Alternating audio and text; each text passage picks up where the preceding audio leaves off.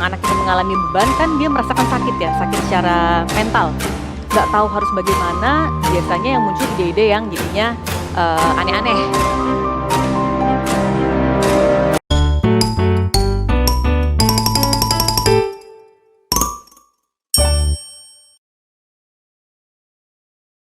Baiklah, assalamualaikum warahmatullahi wabarakatuh para pendengar dan para penonton channel di garis bawahin. Dan assalamualaikum juga Bung Rahman. Waalaikumsalam. Oke Bung, sehat Bung? Alhamdulillah sehat Bung. Bung Dul gimana nih, sehat Bung Dul? Alhamdulillah, biasalah Bung, problema kehidupan Bung. Biasa. Mantap. Kerja. Oke, baiklah para pendengar dan penonton, kita kembali lagi di program WNTT, yaitu We Need to Talk.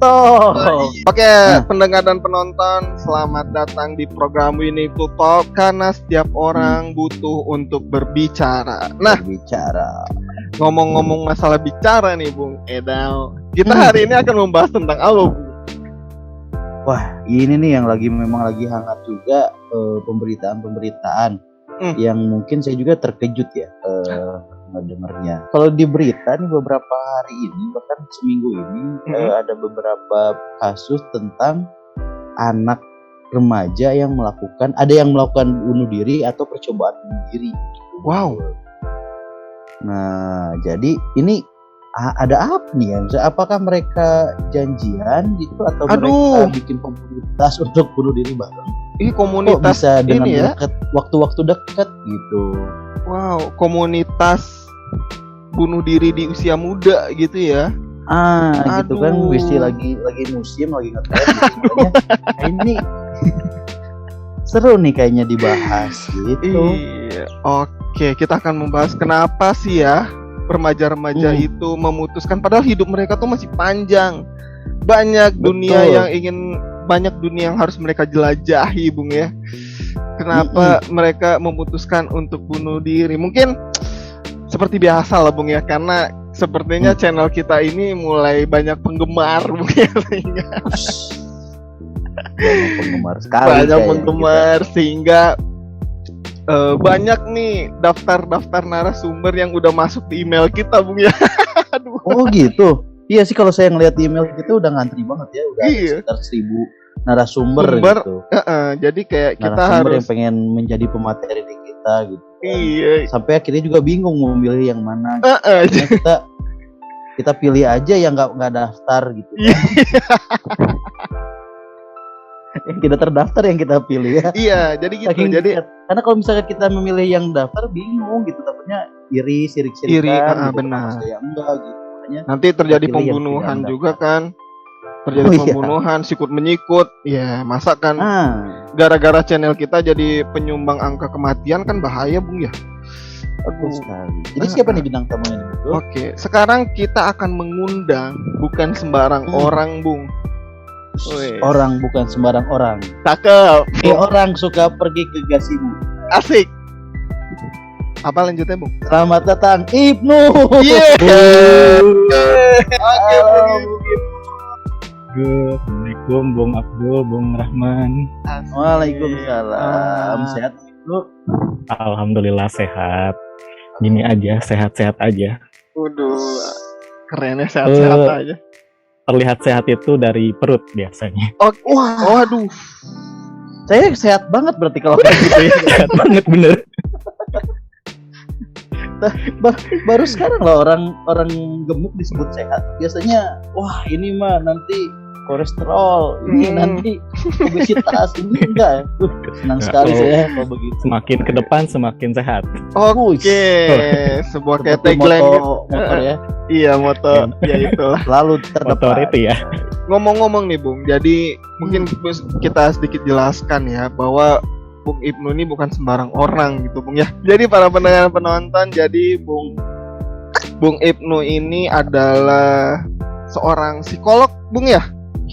Psikolog. Psikolog Seorang aja, bukan dua orang. seorang.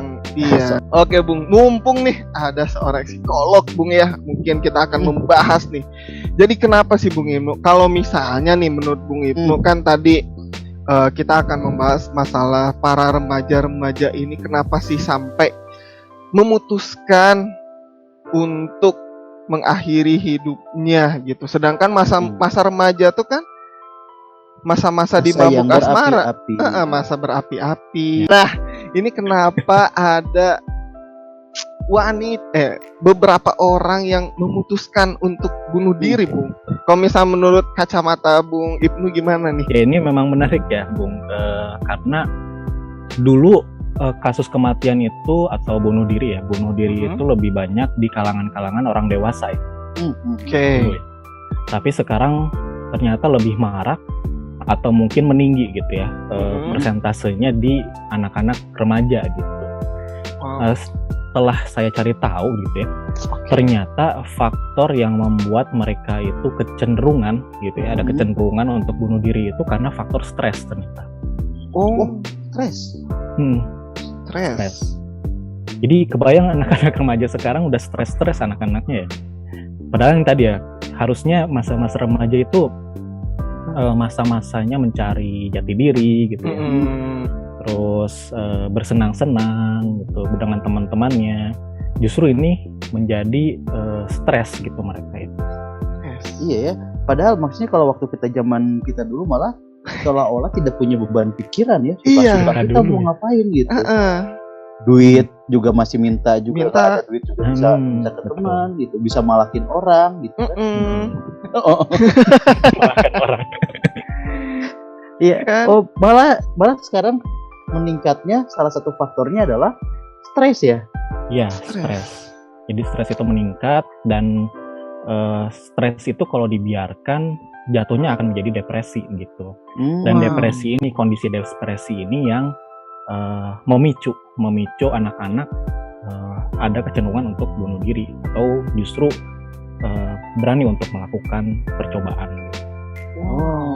Nah, kira-kira apa sih yang bikin ya itu ya tadi seperti yang kita bahas sebelumnya bahwa ya kita masa remaja dulu kan senang-senang, malah lebih ke konyol gitu, melakukan hal bodoh gitu, ngelawak dan kadang tidak melihat memberikan resiko apa-apa gitu. Tapi apa sih penyebabnya mereka kok bisa stres gitu kira-kira? Iya, kira-kira ini mah. Kira-kira ya. Jadi sebenarnya banyak sekali faktor yang membuat mereka stres. Yang pertama, tentunya mereka sulit untuk mengontrol emosi mereka gitu. Udah mah remaja itu kan masa-masa emosinya tuh labil ya. Dulu kita biasanya disebut labil ya. Kalau sekarang kan galau ya. Waduh, iya benar. Kemudian tidak ada atau tidak dilatih bagaimana cara mereka menangani permasalahan-permasalahan gitu. Jadi tidak terbiasa. Karena sekarang zaman-zamannya itu kan lebih dimudahkan ya. Segala hal dimudahkan gitu. Baik dari secara teknologi ataupun pertemanan ataupun hubungan dengan sesama itu lebih dipermudahkan. Jadi mungkin berarti salah satu faktor mereka stres, mereka tidak punya kemampuan untuk mengatasi stresnya itu sendiri. Betul sekali. Dan salah satu penyebab itu adalah karena memang terfasilitasinya banyak yang dipermudah gitu ya. Betul sekali. Jadi karena banyaknya kemudahan yang didapatkan, jadi tidak terlatih bagaimana cara mereka melakukan problem solving terhadap permasalahan-permasalahan yang dihadapi oleh mereka gitu. Apalagi sekarang kan banyaknya itu mungkin itu juga akan nanti berpengaruh pada pola asuh orang tuanya gitu. Dimana pola orang tua itu kan yang saya tahu kebanyakannya mereka memfasilitasi. Ya. Kalau dulu mungkin kita masih bersusah-susah ya, mau jajan aja kan susah ya. Mungkin dulu ada yang nyari harus mijet dulu orang tuanya gitu ya buat dapat uang gitu kan. Harus ada yang mungkin kealaman mungkin yang nyari rambut putih. Orang tua gitu kalau nyabut dapat berapa gitu kan ya. Karena itu dulu kita dibiasakan untuk berusaha gitu istilahnya. Secara tidak langsung ya kayak kalau berarti kayak dulu ya, berarti emang kayak Kalau aktivitas-aktivitas ketika lu ingin mendapatkan sesuatu tuh lu harus berjuang, itu salah satu pembelajaran dalam penanganan stres. Lebih ke penyelesaian masalah. Oke. Ya. Stres kan muncul ketika kita tidak bisa menyelesaikan masalah ya pasti. Jadi itu pemicunya sebenarnya. Bukan berarti dulu zaman-zamannya kita itu nggak ada yang bunuh diri di usia remaja gitu ya. Ada gitu pasti. Ada. Tapi meningkatnya itu di akhir-akhir tahun ini gitu. Cukup tinggi gitu. Nah, itu jadi. Kalau misalkan ini kan maksudnya kan gitu ya. Tadi stres itu adalah sesuatu yang terjadi tapi di luar dengan apa yang diharapkan gitu ya. Yang penyebab stres itu kan. Nah, memang apa sih yang dibikin maksudnya anak-anak itu berharap apa sih? Berharap apa sih gitu? Yang bikin sampai sedalam itu bisa depresi. Pedih banget hidup. Berat banget kayaknya hidupnya gitu. Banyak banget masalahnya ya mereka. Iya, ya Allah. Cuman kalau kira-kira dulu zaman kita remaja, kira-kira apa sih yang jadi masalah buat kita gitu? Mungkin masalah yang berat gitu ya. Nggak dapat jajan lah. Zaman kita. Mau beli mainan susah kan. Mau dimusuhin sama temen gitu. Iya, dikucilkan. Oh, yang jadi masalah dihina nama bapak. Iya, bener Bung. Saya semasa SD sampai SMP, wah, buku sakti itu ada buku raport. Itu harus dijaga dengan baik. Iya. Karena itu sampai ketahuan. Itu bisa sampai terjadi perkelahian gitu gara-gara nama bapak gitu. Iya betul. Iya. Ya masalah mungkin kalau misalkan masalah remaja mungkin ya satu masalah pendidikan kali ya. Karena misalkan kadang kan orang tua juga menuntut kita untuk bisa prestasi. Gitu. Satu terus mungkin juga permasalahan kayak pasangan gitu, kita ngeceng cewek gitu, ngedeketin cewek ditolak atau misalkan diselingkuhin atau diputusin barangkali. Tapi ya kalau misalkan ada dua faktor itu, apakah ya sampai sedalam itu ya? Itu kan gitu. Ya, itu sih yang mungkin masih diteliti ya kenapa sampai sebegitunya gitu. Karena memang ketika saya lihat mungkin beberapa artikel atau berita-berita yang menayangkan berita tentang bunuh diri pada remaja, itu lebih ke arah asmara pastinya. Remaja itu kan antara 12 tahun sampai 20-an tahun ya. Ya 21-an 22 ya. 22 gitu ya. Iya. Ini memang masalah asmara juga memang termasuk menjadi salah satu pemicu. Kemudian pertikaian dengan orang tua gitu ya. Iya. Pertikaian dengan orang tua pun memang menjadi permasalahan gitu. Antara perbedaan pendapat, kemudian ketidakmauan untuk dikekang gitu ya para remaja itu. Gitu. Disfungsi orang tua mungkin ya. Betul. Jadi memang ada salah satunya itu ada permasalahan dalam orang tua atau psikopatologi dalam keluarga gitu. Atau mungkin perceraian pun menjadi salah satu faktor gitu. Ketika saya melihat berita-berita gitu, ternyata ketika orang tua bercerai itu justru memang memberikan pengaruh yang cukup besar terhadap anak-anak, terutama pada remaja gitu. Dan juga apa ya yang saya lihat rasa kesepian atau kan remaja itu mencari jati diri ya mereka. Proses-proses mereka menjadi mencari jati diri atau mungkin kalau kita psikologi disebut konsep diri gitu ya. Nah, konsep diri ini yang memang menjadi bermasalah bagi mereka karena dengan permasalahan asmara kayak tadi ya, misalnya diputus pacar atau permasalahan dengan pacar atau permasalahan dengan teman-teman, membuat ada pengaruh gitu terhadap pola pikir yang dimiliki oleh para remaja. Mereka berpikir jadi aku tuh kesepian, gak ada temen gitu, sehingga merusak konsep diri yang dia bentuk gitu. Jadinya mempunyai pemikiran lebih baik saya mati aja lah gitu. Gimana? Belum lagi terjadi pembulian di situ ya. Betul. Itu salah satu juga faktor yang memperkuat gitu ya, konsep diri dia yang menjadi tidak terkonsep mungkin ya. Ya sih, maksudnya kalau masalah asmara iyalah mungkin dibikin bete, bikin apa, tapi sedalam itukah gitu. Iya. Sedalam itukah, karena kan gini loh, apalagi mungkin ketika ya mungkin berbeda ya antara orang yang memang secara pergaulannya oke dengan yang mungkin sedikit tertutup. Mungkin lebih potensi besarnya remaja-remaja yang lebih tertutup gitu. Betul sekali, karena mereka tidak ada katarsis. Sebenarnya katarsis pun menjadi salah satu obat lah ya, katakanlah obat buat mereka itu menghilangkan pikiran-pikiran negatif, terutama bunuh diri atau melukai diri lah ya gitu. Katarsis itu apa tuh mungkin para pendengar Tiga Garis Bawah itu belum paham. Katarsis mungkin lebih ke apa sih namanya, pelampiasan. Sebutannya pelampiasan mungkin. Penyaluran ya.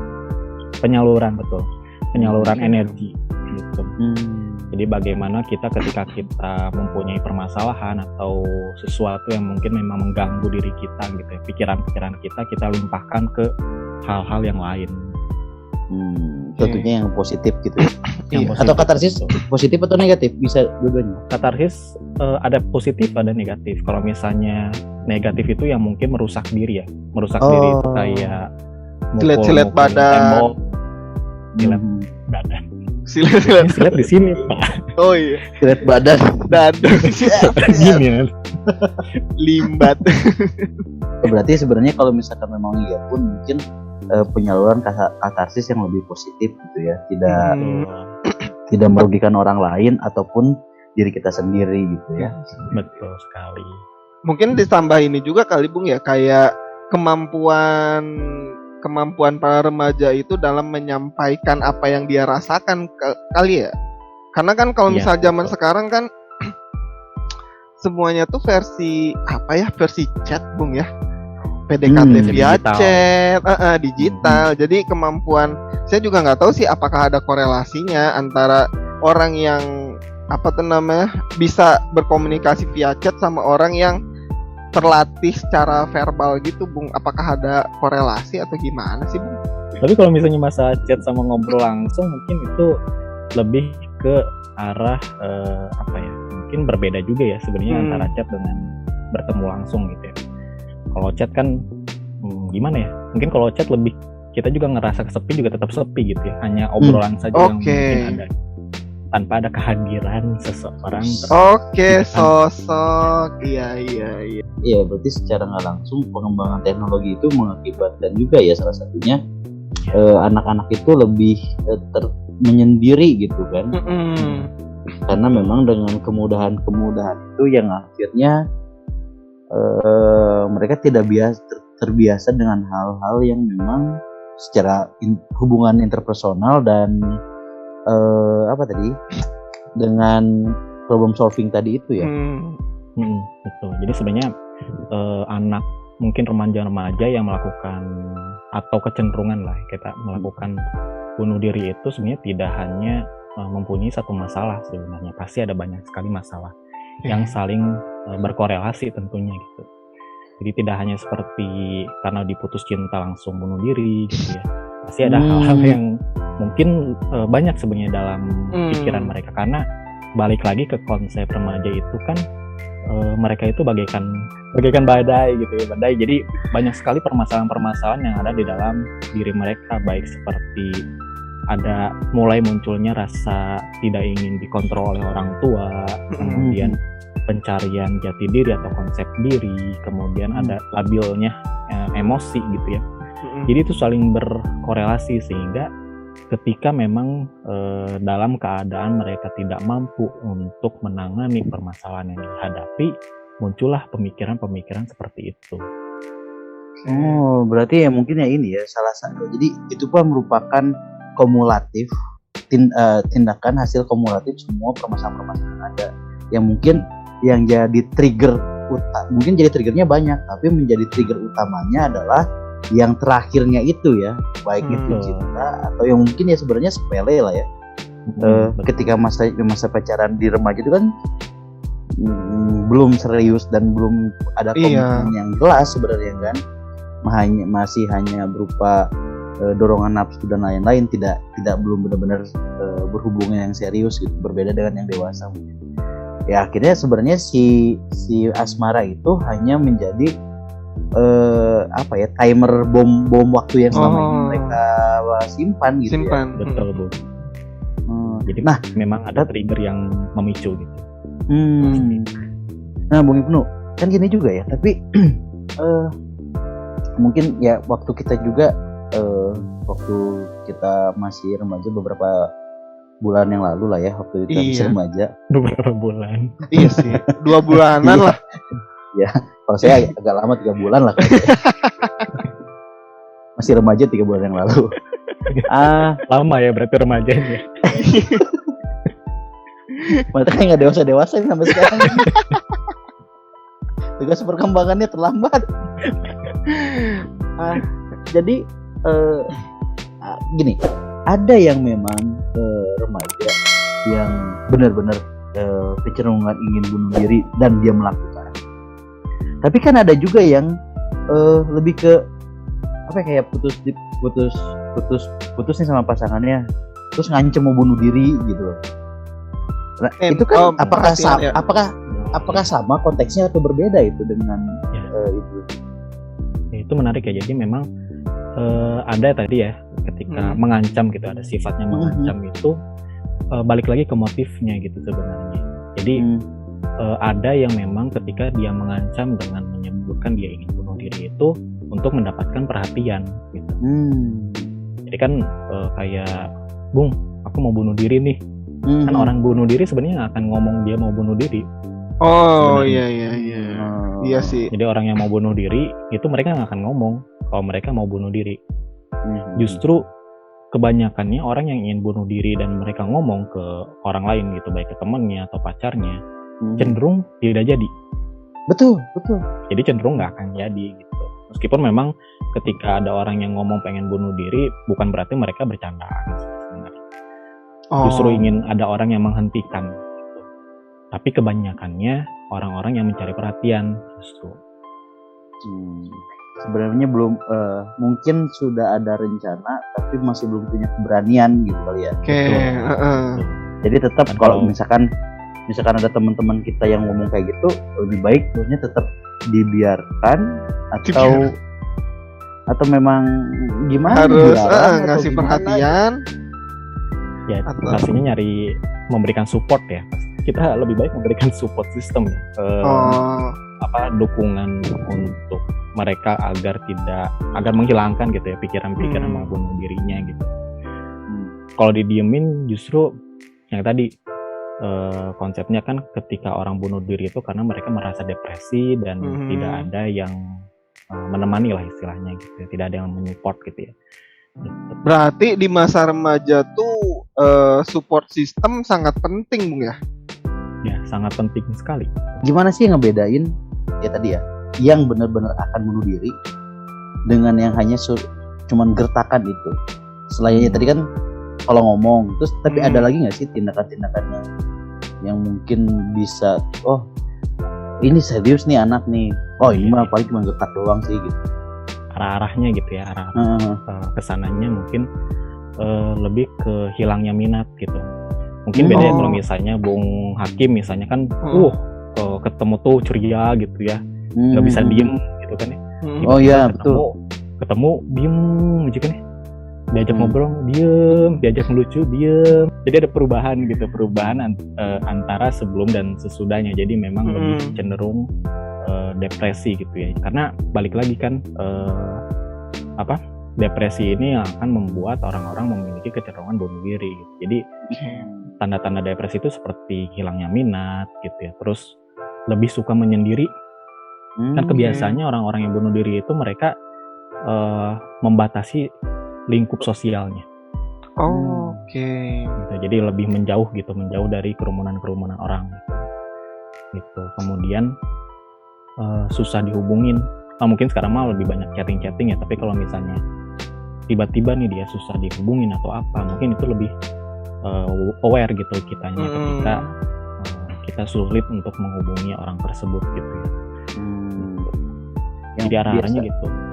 Yang biasanya kita nge-WA langsung direspon atau dibalas, ini bisa sehari 2 hari ngerespon atau bahkan hari respon sama sekali gitu. Jadi mulai ada perubahan tingkah laku yang drastis gitu ya. Ya betul, memang perubahannya sangat drastis sekali. Oke. Kemudian ada lagi? Mungkin itu sih yang mungkin lebih kelihatan ya untuk orang-orang yang memang memiliki cenderung bunuh diri. Mungkin kalau boleh ditambah, kalau misalnya memang ada ini mungkin mungkin sekarang banyak juga orang-orang yang mungkin suka melukai diri juga gitu ya. Nah, sifat-sifat atau perilaku melukai diri pun memang itu kan cenderung lebih ke arah self-destructive ya, atau menghancurkan diri sendiri gitu, merusak diri sendiri. Nah itu pun kalau misalnya memang dia memiliki kecenderungan sudah depresi, kemudian tidak ada support system, itu cenderung lebih cepat atau mungkin lebih besar gitu kecenderungannya untuk melakukan bunuh diri, karena dia sudah pernah mencoba gitu. Kalau melukai diri Iya. Sudah berani ya, maksudnya dia sudah berani berani mengambil tindakan-tindakan seperti itu ya. Beda dengan yang memang ngancem-ngancem sih, masih baru ngomongan doang, tapi ini sudah ada tindakan, berarti itu istilahnya udah naik level gitu ya. Betul. Yang harus atau kita waspadai. Atau mungkin teman-teman kita yang memang sudah berani untuk bercerita tentang kematian biasanya. Malas hidup nih, kalau agak apa gitu. Tiba-tiba dia keceplosan kayak gitu ya. Nah, itu harus hati-hati gitu. Kita harus aware kenapa dia punya pemikiran seperti itu, karena biasanya saya kurang tahu sih kalau remaja perilakunya gimana ya, apakah seperti itu juga atau tidak, tapi memang biasanya orang-orang yang memiliki kecenderungan bunuh diri itu mereka kadang mempunyai bayangan ketika mereka itu nanti akan mati gitu. Mungkin kalau kita kan ya kita harus mempersiapkan ketika kita mati, bukan berarti dia mau bunuh diri gitu ya. Bikin ibadah atau apa, bukan berarti mau bunuh diri, tapi lebih ke arah ntar kalau aku mati orang-orang bakal ini enggak ya, atau dia suka ngebayang konteks tentang kematiannya itu jauh lebih besar daripada biasanya, jadi cenderung kemungkinan ada seperti itu, apalagi ditambah dengan dia memiliki permasalahan-permasalahan dalam hidupnya gitu. Itu yang perlu di-awarekan, karena kan awalnya itu ada suicide thought dulu atau pemikiran bunuh diri gitu, baru nanti ada percobaan itu bisa jadi gagal gitu ya, atau berhasil. Kalau berhasil kan daya aja gitu ya, kalau misalnya gagal, kalau gagal ya berarti kan harus kita selamatkan bantu lah gitu. Nah itu tuh yang menarik buat saya. Ketika tadi ya, maksudnya kalau yang sudah berhasil berarti sukses lah dia bunuh diri kan. Yang nggak sukses ini nih, bagaimana kita sebagai temannya, atau ya temannya lah, amit-amit keluarganya mah gitu, temannya. Gimana sih harus kita bersikap kepada orang ya, ataupun mungkin sama orang yang baru ada indikasi-indikasi tadi loh, harus gimana sih sikap kita sebenarnya gitu? Sebisa mungkin kita temani gitu, kemanapun. Maksudnya kemanapun tuh ya dimanapun ketika kita bisa bersama dengan dia gitu ya. Jadi temani dia gitu kemanapun, atau kalaupun kita memang tidak bisa gitu ya untuk menemani dia, kita minta orang-orang terdekatnya gitu, baik temannya atau keluarganya atau siapapun gitu yang memang dekat sama dia, untuk selalu mengontrol dia gitu. Mengontrol itu kayak tahu dia kemana, terus hari ini dia mau ngapain aja gitu.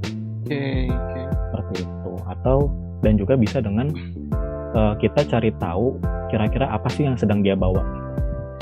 Apakah terdapat alat-alat yang memang bisa membuat dia itu melakukan bunuh diri kah, seperti silet atau benda-benda tajam gitu ya, atau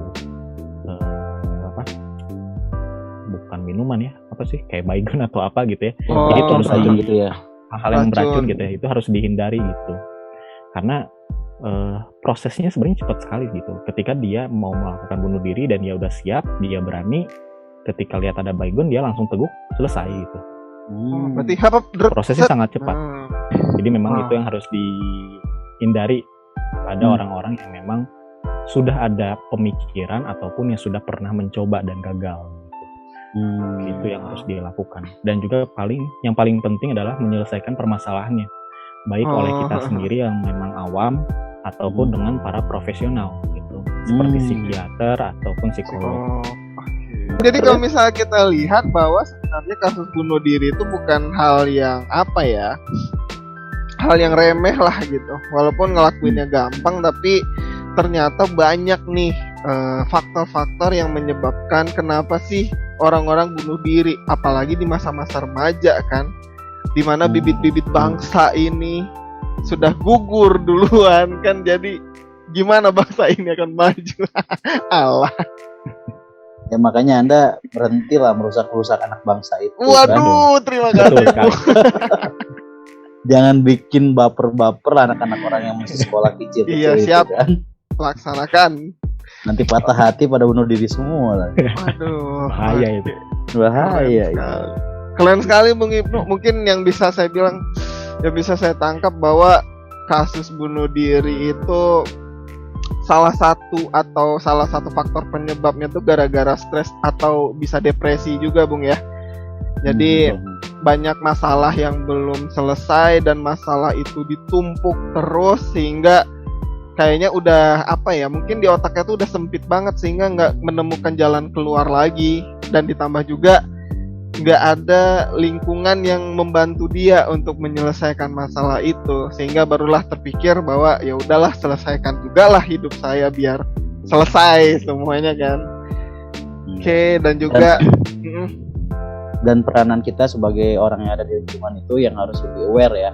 Lebih aware dan lebih care lagi dengan mereka-mereka itu. Apalagi memang sudah ada kecenderungan.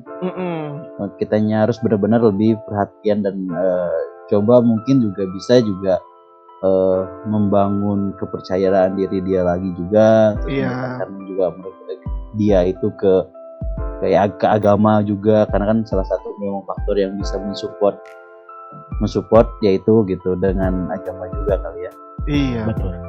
Support system tadi. Support system. Oke, terima kasih banyak Bung Ibnu atas pengetahuannya. Tepuk tangan. Keren banget Bung. Keren Tepuk banget, tangan emang. dong, Bung Ibnu.